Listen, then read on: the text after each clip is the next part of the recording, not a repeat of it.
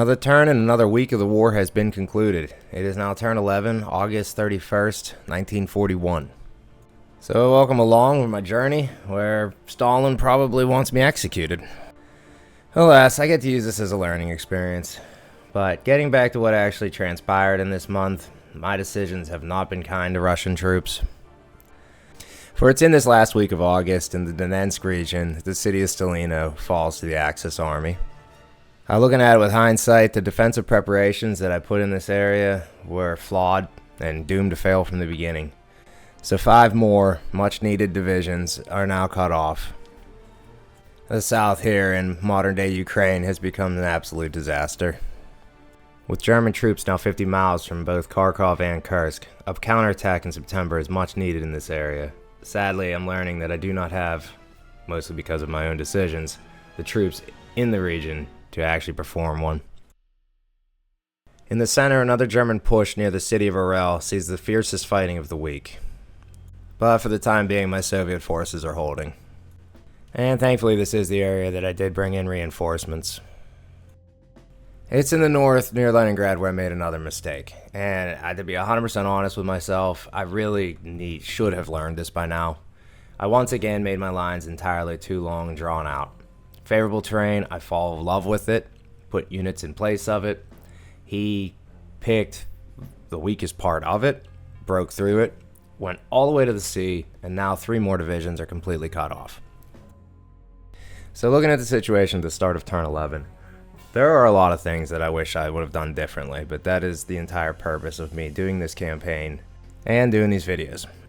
I am very curious on how things are going to go. I know, and from my perspective, I'm not quitting. I'm going to keep playing all of it, even if it's just me and 50 divisions trying to defend the city of Moscow, or God forbid I'm pushed all the way back to Kazan. Getting back to the actual turn, I continue to cycle the air units back and forth between the reserves. I've done a decent job of that. I've gotten into a rhythm where it seems like for the most part every air command has adequate forces to work with. For another week, my air doctrine is going to focus on specific armies. For the fears, if I provide the entire Leningrad front with ground support, I'm going to get into too much air-to-air combat, and then I'm going to lose too many airframes. Something I'm only now seeing my industry produce enough of, as long as I continue to do limited missions. A question I do have is regarding my naval patrol. Up here, I sent them back to the reserves, just because from what I understand, there's really no reason for them to be here right now. All my supplies coming from Moscow, so it's not like the Axis Air Force can prevent ships from landing at Leningrad, at least the way my mind looks at it. So if I'm wrong, let me know. But as you see here, my only mission is just a bombing campaign on a panzer division south of Kursk. And with him not having any air support, my losses remain low. Kill a few tanks, and we'll proceed to the ground. Well, I actually lied about that. We're heading to the metric screen. With looking at manpower losses, I do need to find a way to keep this number going down. The majority of my losses are obviously from units cut off.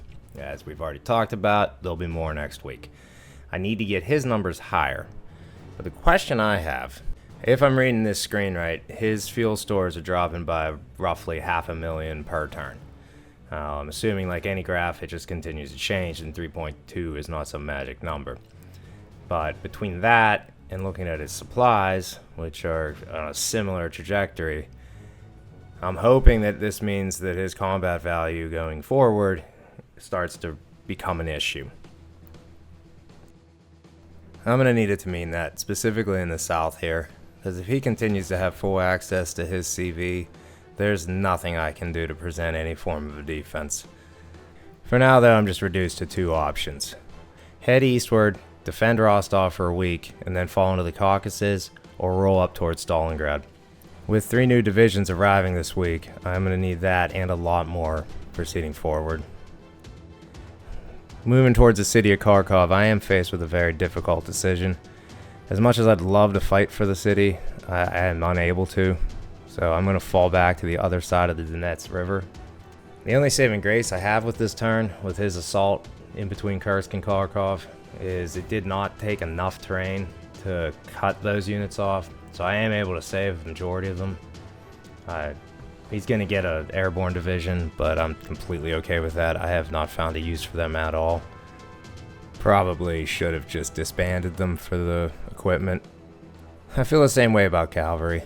I keep being told that they're one of my best units for this year of the war, and I'm starting to think that I used them too soon. That the summer months I shouldn't have engaged. But I kept trying to get behind his lines. My opponent does a very good job of preventing me from doing that. So maybe they were more meant for the fall months. Hopefully I have enough of them to find out. Moving up here towards Kursk, you're seeing the 21st Army, which currently represents the entire fighting force of the Western Front. I mostly moved the other units from previous turns towards the newly created Bryansk Front to try to help defend Orel. So this will be receiving a lot of reinforcements as we move into September. Orel, I fully anticipate losing this turn. I fell for the entrapment of urban combat. Again, I probably should have retreated. Instead, I built a defensive line along a minor river facing a lot of German infantry. Even with the arriving rifle divisions, I'm only able to form a single line. So if the combat continues the same way as it has, he's going to break through this.